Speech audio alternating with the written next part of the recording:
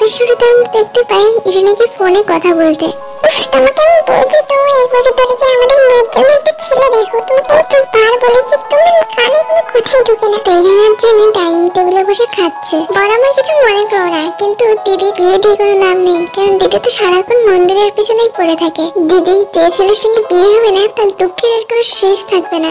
তুই বলতে চাচ্ছিস কি যে আমি একটা অকর্মা? এই তুমি আমার কথা খুব ভালো করে বুঝে নাও দিদি। তুমি ছোট মা দেখো না তোমার ছেলেকে বলছে। লিজা জেনিকে ওর কোলে টেনে নিল। খবরদার তাই তুই যাতে জেনিকে উল্টো পাল্টা কিছু বলেছিস। জেনি মা, তুমি তোমার ভাইয়ের কথায় কান দিও না, তুমি একটা ভালো মেয়ে। ও ছোট মা বল না, আমি সত্যি সত্যি একটা অকর্মা, আমাকে সত্যি কেউ বিয়ে করবে না? না না জেনি, তুমি খুব ভালো মেয়ে। আমার জেনি মা কত কাজ করতে পারে, কত ভালো মেয়ে আমার জেনি মা। এটা সত্যি কথা যে দিদি অনেক কাজ করতে পারে আর করেও, কিন্তু আমি একটু মডার্ন হয়ে গেলেও ভালো হয়। একটা বেলা লাগাও তোর গালে তোর মুখে কোনো ভালো কথা বেরোয় না। শুকনো লঙ্কা জ্বালাচ্ছিস কেন? আমার গ্যাস হলে জ্বালাবে কেন আমাকে? মা তোমার এবার নতুন চশমা কিনতে হবে। এটা শুকনো লঙ্কা কোথায়, এটা তো টমেটোর খোসা। বয়স হয়ে যাচ্ছে, ভুল দেখতেই পারি, তাতে তো ব্যঙ্গ করে কি হয়েছে? দিদি, তোমার ছেলেকে অত বকার কোনো দরকার নেই, ওকে বকছো কেন? ও তো ঠিক কথাই বলেছে। সত্যি তো আমার মেয়ের মধ্যে তো অনেক খামি রয়েছে, তাই জন্যই তো 10খানা পাত্র নিয়ে আসলাম, তারপরেও তারা রাজি হলো না আমার মেয়ের সাথে বিয়ে করার জন্য। প্রথমে বুঝতে পারিনি যে এত বাড়াবাড়ি হয়ে যাবে, তখন যদি বুঝতাম তাহলে বাধা দিতাম। দিদি, ওরম করে বুঝো কেন? বুঝে উঠছে করা তো ভালো, হ্যাঁ ভালো, কিন্তু অতিরিক্ত পরিমাণে কোনো জিনিস করাই ভালো না, বুঝেছো? মেয়ের বয়স বেড়ে চলেছে আর আমরা ওকে বিয়ে দিতে পারছি না। আমার আর ওর বাবা একটা চিন্তার কারণ হয়ে যাচ্ছে। সেটা সঠিক সময় আসলে অবশ্যই হবে বিয়ে, অসময় সময় এসে কোনো লাভ নেই, বুঝেছিস বোন? আমার খাওয়া হয়ে গেছে, চললাম আমি। এত তাড়াতাড়ি কোথায় যাচ্ছিস তুই এখন? মাঠে যাচ্ছি, আজকে আমাদের মিটিং আছে। সে কি, তোর আবার কিসের মিটিং? অত কথা বলতে পারবো না, আমার দেরি হয়ে যাচ্ছে, আমি চললাম। যত যন্ত্রণা। দিদি, তোমার ছেলে মেজটা আমি একটু টেনে ধরো, নাহলে পরে গিয়ে তোমার এরকম পস্তাতেই হবে। হ্যাঁ, তাই এখন করতে হবে ভাবছি। যাই হোক, জেনির বিয়ের জন্য একটা ছেলে পাওয়া গেছে। এখন তো ঠিক হয়নি যে সে বিয়ে করবে কি করবে না। না রে বোন, করবে, একদম পার্মানেন্ট পাক্কা হলে পাওয়া গেছে। তো ছেলে কেমন? এখনো তো দেখিনি রে বোন। আসলে জেনির বাবাই তো ঠিক করলো, কিন্তু ছেলেটা আমেরিকায় থাকে। সে কি আমেরিকান ছেলে? সে কি বলছো কি দিদি? তোমারও বলি হারি, দাদা হলো বৈজ্ঞানিক মানুষ, এমনিতে পাইলটে, আমেরিকান থেকে নাকি আরো পাইলটে হয়ে গেছে। শেষ পর্যন্ত তোমাদের মেয়ের জন্য তুমি আমেরিকান ছেলে আনছো? না বাবা বোন, আমেরিকান ছেলে না, আমাদের এখানকার ছেলে, আমেরিকায় থাকে। এই তো পরের সপ্তাহে আসবে আমাদের এখানে। ও তাই বলো, আমি তো ভয়ই পেয়ে গেছিলাম। দেখা যাক কেমন জামাই হয় আমাদের। তার মানে আমার বিয়েটা হচ্ছে, তাই না ছোট মা? দাঁড়া মা, আগে সে আসুক, তাকে দেখি, তারপর সব দেখে আমার ঠিক হবে, তাই না? ও করে বলো ছোট মা, যা হবে ভালোই হবে। আর ছেলে যখন আমেরিকায় থাকে তাহলে নিশ্চয়ই ভালো ছেলেই হবে। আর বিয়ের পর আমিও তাহলে আমেরিকায় যেতে পারবো, তাই না? ও মা, দিদি দেখি তো তোমার মেয়ে স্বপ্ন দেখো। আরে হ্যাঁ রে মা, হ্যাঁ যেতে পারবি। আমাদের চেয়ে ফিরতে তো কষ্ট হবে না? কষ্ট কেন হবে? তোমাদের ঠিক থাকবেই বা কেন? তোমাদের কি আমেরিকায় নিয়ে যাবো? ঠিক আছে মা, ঠিক আছে, যাবে যাবে। এখন খা তো, খেয়ে নে, অনেক দেরি হয়ে গেছে। অপরদিকে আমেরিকায় জেনির বাবা অন্য কিছুই ফোন দিয়ে যাচ্ছে। জেনির বাবা অর্থাৎ আরএম তৈরি করেছে একটা রোবট, আর এই রোবটটা শুধুমাত্র ওনার মেয়ে জেনির জন্যই তৈরি করেছে। আরএম জেনিকে নিজের মেয়ে হিসেবে খুবই ভালোবাসে, তাই অন্য কোনো বাইরের ছেলের উপর বিশ্বাস করতে পারে না। যাই হোক, দেখতে দেখতে এক সপ্তাহ কেটে গেল।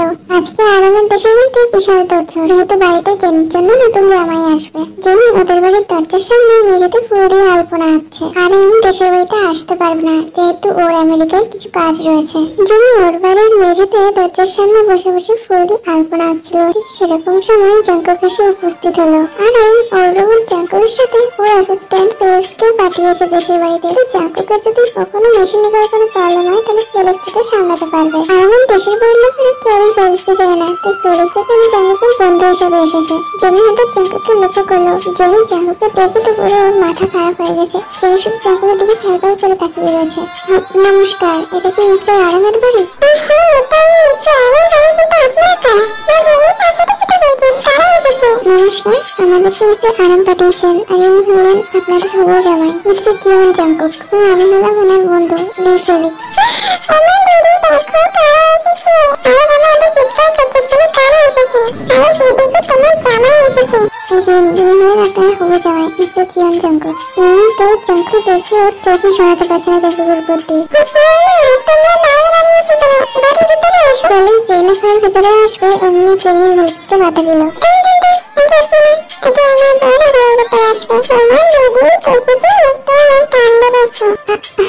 আচ্ছা ঠিক আছে। ফেলিক্স পিছিয়ে গেল।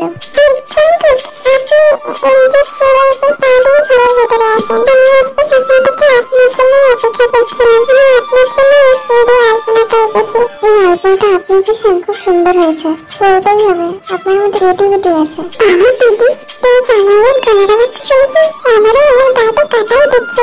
আরে মা, ছেলেগুলো এত দূর থেকে এসেছে, ওদেরকে একটু রেস্ট দিতে দে।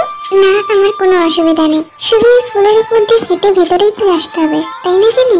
জেনি এখন খুবই লজ্জা পাচ্ছে। জাঙ্কুক যেই না ফুলের উপর পাড়া দিয়ে ঘরের ভেতর ঢুকবে, অমনি তাইয়াং ছুটে এসে ঘরের ভেতর ঢুকে পড়লো ফুলগুলোকে পাড়িয়ে। ইয়েস, মামা, আমি আজকে কি করবো বললাম পেয়েছি। কি করলাম মানে? আমাদের দল জিতে গেছে। আজকে সারা সকাল থেকে ফুল দিয়ে আলপনা আঁকছিল, তুই সব নষ্ট করে দিয়েছিস। আমি কি করলাম? তাই পিছন ফিরে দেখলো যে জাঙ্কুক আর ফেলিক্স দরজার কাছে দাঁড়িয়ে রয়েছে। এনারা কারা মা?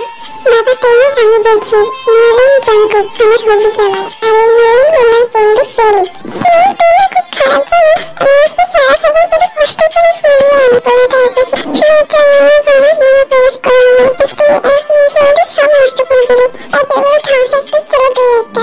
দিদি, তুমি একটু বড্ড বেশি চিন্তা করো। এই ব্যাপার, আমি তোমাকে ইচ্ছাট করে এই সমস্যার সমাধান করে দিচ্ছি। তুমি জাঙ্কুকের কাছে গিয়ে জাঙ্কুকের পায়ের সামনে সবকটা ঘেটে যাওয়া ফুলগুলো একসাথে জড়ো করে জাঙ্কুকের পায়ের সামনে জড়ো করলো। ব্যাস, সিম্পল। দেখতে এটাও তো কত সুন্দর লাগছে। জাঙ্কুক তাইয়াংয়ের উপর দিয়ে নিজের চোখ সরাতে পারছে না। জাঙ্কুক যদিও জানে যে একটা রোবট, তাহলে জাঙ্কুকের ভেতরে তাইয়াংকে দেখে কেমন একটা করছে। তাই জাঙ্কুকের দিকে তাকালো। নিন, এবার আপনি আরামসে ঘরের ভেতরে আসুন, অনেকক্ষণ দাঁড়িয়েছেন বাইরে। জাঙ্কুক ফুলের উপর পাড়ি দিয়ে ঘরের ভেতরে ঢুকলো। ব্যাস, এবার আরেকটা কাজ বাকি আছে। আরো মা, ছাড় এবার, ওরা ক্লান্ত হয়ে আছে এখনো। না মা, এটা করতেই হবে। জেনিকে একটা ফুলের মালা নিয়ে আসলো এবং সেটা জাঙ্কুকের গলায় পরিয়ে দিল। ব্যাস শেষ, এবার তোমরা যেতে পারো। তাই জাঙ্কুকের হাতে খোঁচা দিয়ে বলল, দাদা, বিয়ে করার আগে একবার ভেবে নাও বিয়ে করবা কি না। আমার দিদি কিন্তু তোমার দম ফুরিয়ে দেবে। তা তুমি আছো তো? আমার যদি কোনো সমস্যা হয় তোমার দিদির সাথে, তাহলে তোমার কাছে চলে আসবো, তুমি সলভ করে দেবে। বাবা, আমার জামাই তো খুব ভালো করে বলতে পারে। কথা যদি আমি ভালো করে না বলতে পারি, তাহলে আমি সংসার জীবন করবো কি করে? কি বললেন শাশুড়িমা? ঠিক বললাম তো? কি বলে বলো তো জামাই, তোমাকে যত দেখছি না কেন আমার প্রাণ যেন উড়ে যাচ্ছে। সব ঠিক আছে, কিন্তু এনারা কি এখানে দাঁড়িয়ে থাকবে সারাদিন? হ্যাঁ বাবা, তুমি এখন যাও, তাই তোমাকে তোমাদের রুমে নিয়ে যাবে। তোমার রুমে গিয়ে ফ্রেশ হয়ে না দিয়ে নি। আর আমাদের কিন্তু একটাই গেস্টরুম, সেই জন্য দুজনে শেয়ার করে থাকতে হয়। আর তোমাদের মধ্যে একজন যদি একা একা থাকতে চাও, তাহলে তোমাদের মধ্যে একজন তাইয়ের সাথে রুম শেয়ার করতে পারো। হ্যাঁ, আমার রুম শেয়ার করতে কোনো অসুবিধা নেই, আর আমার রুমটা তো বড়ও আছে। না না না, এত অসুবিধা করার কোনো দরকার নেই। আমি আর জাঙ্কুক একটা রুম শেয়ার করে ঠিক থাকতে পারবো। ঠিক আছে, তাহলে আপনারা আমার সাথে আসুন, আমি আপনাদেরকে আপনার রুমটা দেখিয়ে দিই। হ্যাঁ মা, তোমাদের ফ্রেশ হয়ে না, আর আমরা এই দুই বোন মিলে এখন লাঞ্চ বানিয়ে যাচ্ছি। দুপুরে খাবার খাওয়ার সময় তোমাদেরকে ডাকবো, চলে এসো। আপনারা ধীরে সুস্থে কাজ করুন, আমাদেরকে নিয়ে এত ব্যস্ত আর কোনো দরকার নেই। এরপর তাইয়াং ফেলিক্স আর জাঙ্কুককে ওদের গেস্ট রুমে নিয়ে গেল। গেস্ট রুমটা একটু ছোট, কোনো অসুবিধা হলে আমাকে বলবেন। একদম চিন্তা করবেন না, আমাদের এখানে কোনো অসুবিধা হবে না। এই রুমে আরো 4 জন থাকতে পারবে। আপনি প্লিজ আমাকে আপনি আপনি বলে ডাকবেন না, আমি আপনাদের থেকে অনেক ছোট। কিন্তু আমি বয়স নেই, কলেজ স্টুডেন্ট, কিন্তু ঠিকমতো পড়াশোনা করে না। ক্রিকেট টিমের ক্যাপ্টেন, গ্রামের 1 নম্বর বকে যাওয়া ছেলে। ঈশ্বর গেল রে। আপনি কি করে জানবেন? আমি কোথায় পড়াশোনা করি না, আর আপনি আমাকে কি করে বকে যাওয়া ছেলে বললেন? আপনি আমার বিষয়ে কেন মিথ্যে কথা বলছেন? সরি যদি তোমার খারাপ লেগে থাকে আমার কথাটা শুনে, কিন্তু আমার তুমি মিথ্যে কথা বলা নেই। আর হ্যাঁ, তুমি রাতের বেলা প্রচন্ড পরিমাণে ব্লু ফিল্ম দেখো। আমি তোমাকে বলি ওটা করে বন্ধ করে দাও, আমার হেলথ এফেক্ট করছে এটা। তুমি কালকে সারা রাত করেছো, তোমার ছোট জন অবশ হয়ে গেছে। জাঙ্কুক ফর গডস সেক সেটা ওর মাথায় হাত দিল। দেখো, আমি তোমাকে এটা করতে বারণ করছি না, কিন্তু রোজ রোজ করো না, এটা তোমার শরীর খারাপ হয়ে যাবে। আজকের দিনটা গ্যাপ দাও, তোমার ছোট মেম্বারের হাল ভালো দেখাচ্ছে না। তাই আমার পা দুটো কাঁপতে শুরু করলো। আমি এখন আমার রুমে যাচ্ছি, আমার কিছু কাজ রয়েছে। তাই ওদের রুম থেকে চলে যাওয়ার পর ফেলিক্স জাঙ্কুককে হাসতে পিষ্টে ধরলো। ওটা হেই জাঙ্কুক, এটা মাত্র কি ছিল? আমি তোর ভালোর জন্য এই কথাগুলো বললাম। জাঙ্কুক একটু তো তোর এই মেশিনিক্যাল ব্রেনটাকে কাজে লাগা। ঠিক আছে, পরেরবার থেকে এরকম আর কিছু বলবো না। এই কথাটা যেন তোর মনে থাকে। নে শাওয়ার করে নে, তোর পরে আমি যাবো। আর হ্যাঁ, ওইটার দিকে বেশি জল লাগাবি না। এই নে টাওয়ালটা ধর। 10 মিনিট পরে আমরা দেখতে পাই যে তেহিন জাঙ্কুকদের রুমে আসছে। দাদা ভিতরে আসলাম, বড় মা আপনাদের জন্য চা পাঠিয়েছে। তেহিন রুমের ভিতরে ঢুকে কাউকে দেখতে পেল না। তেহিন চায়ের প্লেটগুলো টেবিলের উপর রেখে দিল। এই নিন, আমি টেবিলের উপর চায়ের প্লেটগুলো রেখে দিলাম, মনে করে খেয়ে নেবেন। তেহিন যেই না উল্টো দিকে ফিরতে যাবে অমনি তেহিন জাঙ্কুকের মুখে ধাক্কা হলো। আপনি কখন আসলেন? আমি তো এখানেই ছিলাম, জাস্ট চেঞ্জিং রুমে ছিলাম। তোমার ঘরের আওয়াজ শুনে চলে আসলাম। তেহিন দেখলাম যে জাঙ্কুক একটা টাওয়াল পরে রয়েছে কোমরে এবং ওর চুল দিয়ে টপটপ করে জল পড়ছে। আপনার স্নান করা হয়ে গেছে? হ্যাঁ, এইমাত্র আসলাম। তেহিন লক্ষ্য করলো যে জাঙ্কুকের পুরোপুরি বডি হিটাতে সিটি পায়। এটা দেখে তেহিনের চোখ খুলে গেল। তেহিন এখন তো জাঙ্কুকের বডির দিকেই তাকিয়ে রয়েছে। তেহিন, তো এরকম করে কারো শরীরের দিকে তাকানো উচিত না। কারো দিকে লাস্ট বলে তাকানো একটা ব্যাড ম্যানার্স। কে তাকিয়েছে? আমি তাকাইনি। তুমি তো এতক্ষণ আমার বডির দিকেই তাকিয়েছিলে। ওটা তো এমনি, মানে বলছি যে আপনি কি এক্সারসাইজ গুলো করেন একটু বলবেন? আমি কোনো এক্সারসাইজ করি না তেহিন, কিন্তু তোমার করা উচিত। তোমার পেটে মেদ জমেছে। যাই হোক, আমি এসব নিয়ে কোনো কথা বলছি না। মিস্টার ফেলিক্স কোথায়? ও শাওয়ার নিতে গেছে, এখন পায়খানা করছে। ফেলিক্স বাথরুম থেকে চিৎকার করে উঠলো, জাঙ্কুক মুখ সামলে কথা বল, তোকে এত কিছু বলতে কে বলেছে? সত্যি দাদা, আপনি বিশাল মজার লোক। আমি এখন চললাম, ধরে খাওয়ার সময় আমি ডাকতে আসবো। জাঙ্কুক তেহিনে হাত ধরে তেহিনকে জলের সাথে ঠেসে দিল। জাঙ্কুকের বড় শরীর ধরে কিন্তু তেহিন ডেকে যাচ্ছে। তেহিন, আমি কোনো হাসি জিনিস না, তেহিন আপাই না, আমি কোনো ব্যঙ্গ বক্তব্য করি না। তেহিন লক্ষ্য করলো জাঙ্কুকের চোখের মনিটা যেন ধীরে কালার চেঞ্জ করছে। ফেলিক্স ছোট বাথরুম থেকে বেরিয়ে এসে জাঙ্কুকের পিঠে থাবা মারলো। জাঙ্কুক ফট করে দাঁড়িয়ে ফেলিক্সের দিকে ফিরলো। ওই জাঙ্কুক, কি করছিলিস তুই এটা? ফেলিক্সের চোখটা তেহিনের উপর পড়লো। তেহিন, তুমি ভয় পেও না, জাঙ্কুক ইয়ার্কি করছিল। তুমি এখন যাও, দুপুরের খাওয়ার সময় আমরা ঠিক চলে আসবো। ও তাই, ঠিক আছে। তেহিন বলে ফেলে চলে গেল। ফেলিক্স রুমের ভিতর থেকে দরজাটা দিয়ে দিল এবং জাঙ্কুকের কাছে দিয়ে টাওয়ারটা দিয়ে জাঙ্কুকের পেটটা মুছতে শুরু করলো। জল লেগে গেছে রে জাঙ্কুক, জল লেগে গেছে। তোকে বলেছিলাম আমি সাবধানে চান করতে। সরি, ইচ্ছে করে করিনি। পরের দিন সকালবেলা আমরা দেখতে পাই তেহিনকে ওদের বাড়ির উঠোনে ঝাড় দিতে। যত রকম নোংরা কাজগুলো মা আমাকে দিয়েই করায়। এটা প্রিয়ঙ্কিও না? ও দৌড়াতে দৌড়াতে কোথায় যাচ্ছে? এই প্রিয়ঙ্কিও, তুই কোথায় যাচ্ছিস? হ্যাঁ দাদা, তোকে আন্টি আবার ছাদটার কাছে লাগিয়ে দিয়েছে। ওসব বাদে যেটা জিজ্ঞেস করছে সেটার উত্তর দে। আরে তেজন, আমাদের পুকুর বাড়ির বিশাল একটা হ্যান্ডসাম ছেলে এসছে জানিস? আমাদের পাড়ার কাকিরা যারা আজ পর্যন্ত কোনো মেকআপ মুখে লাগিয়ে দেখেনি, তারা মেকআপ করে করে পুকুর পাড়ে যাচ্ছে। আমাদের পাড়ার সব মেয়েরা পুরো পাগল হয়ে গেছে ওর পেছনে। তো তুই যাচ্ছিস কেন বিয়ম? তুই তো মেয়ে না? বাহ, দেখতে হবে না আমাদের পাড়ার নারীদের এরকম ফিলিংস দিচ্ছে। এই দাঁড়া বিয়ম, আমি আসছি। তাই বিয়ম গিয়ে পুকুর পাড়ে এসে পৌঁছাতে গিয়ে যে জাঙ্কুক আর ফেলিক্স পুকুর পাড়ে বসে রয়েছে এবং সব মেয়েরা জাঙ্কুকের গায়ে ঢলে ঢলে পড়ছে। জাঙ্কুক, একটা কথা বলো তো, তোমাদের এই ক্যামেরা গায়ে কি সবাই এরকম সুন্দর দেখতে? উফ, চোখটা তো দেখ। জাঙ্কুক, তোমার যদি জেনের সাথে বিয়ে না হতো না, তাহলে আমি তোমাকে বিয়ে করে নিতাম। আমরা একটা খেলা খেলতে পারি, আর এই খেলাতে যে জিতবে আমার বেশ তার সাথেই হবে। জাঙ্কুক, আমি জানি তুমি আমাকেই জেতাবা, তোমার বিয়েটা আমার সাথেই হবে, তাই না? যত সব আজরে খেলা। দাদা, জাঙ্কুক পেছন ফিরে দেখলো যে তেহিন দাঁড়িয়ে রয়েছে। আরে তেহিন, তুমি এসে গেছো? দাদা, তুমি এখানে কি করছো? আমি এখানে এসে তাই সবাইকে দেখাতে হবে না এই শেষ পর্যন্ত আমার বিয়ে হচ্ছে। দিদি, তুমিও এখানে? আর তুমি এখানে শর্ট করতে বসে গেছো? ভারী অদ্ভুত মহিলা তো তুমি। বেশ করেছো এসেছো, তার দিদি। জাঙ্কুক, তুমি কি খেলনা বলছিলে? হ্যাঁ, কিন্তু এই খেলাটাই তোমাদের সবাইকে চোখ বন্ধ করতে হবে। এখানে যারা আছে সবাইকে চোখ বন্ধ করতে হবে এবং আমিও চোখ বন্ধ করে যাকে ধরবো আর নিয়ে চলে যাবো, আমি তাকেই বিয়ে করবো। জাঙ্কুক তো আমাকেই ছবে। ঠিক আছে, তাহলে সবাই এখন নিজেদের চোখ বন্ধ করো। ফেলিক্স, তোরা চোখ বন্ধ কর। ঠিক, আমাদের চোখ বন্ধ করতে হবে। সবাই মানে সবাই। আর হ্যাঁ তাইয়ান, তুমিও। আচ্ছা ঠিক আছে, না করলাম আমরা চোখ বন্ধ। না জাঙ্কুক, আমি আমার চোখটা বন্ধ করলাম। কিন্তু জাঙ্কুক আমাকে চুজ করে কিন্তু বুঝলি? সেটা আমি কি করে বলবো? আমিও তো চোখ বন্ধ করে চুজ করবো, তাই না? আর হ্যাঁ, এখন আর কেউ কথা বলবো না। ঠিক আছে, আমরা কোনো কথা বলবো না। জাঙ্কুক চোখটা বন্ধ না করে ধীরে ধীরে তেহিনের কাছে গিয়ে তেহিনের হাতটা ধরলো। তেহিন চমকে উঠে চোখটা খুললো। দাদা, তুমি? জাঙ্কুক তেহিনের মুখটা চেপে ধরলো। সেটাই, একটাও কথা বলবো না। জাঙ্কুক, হলো কখন আসবে তুমি আমাদের কাছে? এই তো, আমি 1 থেকে 3 অব্দি করবো, তার মধ্যেই আমি তোমার কাছে চলে আসবো। জাঙ্কুক তেহিনকে ব্রাইডাল স্টাইলে করে করলো। দাদা, তুমি করছোটা কি? জাঙ্কুক তেহিনকে নিয়ে ধীরে ধীরে জায়গাটা থেকে দৌড়ে যেতে শুরু করলো।